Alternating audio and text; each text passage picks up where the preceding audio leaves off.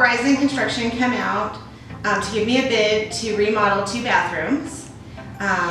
They started out as very builder basic with oak cabinets and just regular boring mirrors. I had a tub shower combination.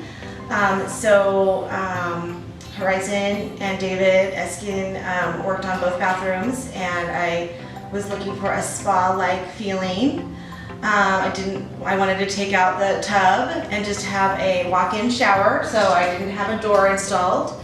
And then the luxury item is that I wanted the floors to be heated in the master bathroom.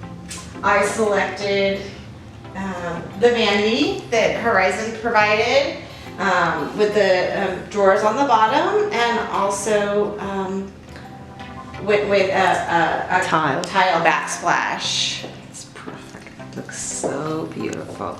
Let me show you the floors that going all the way. Those are the heated floors. Go all the way to the shower, no step. It's nice. And a bench. And 2 shampoo shelves. And look at this frame. Picture frame. Gorgeous.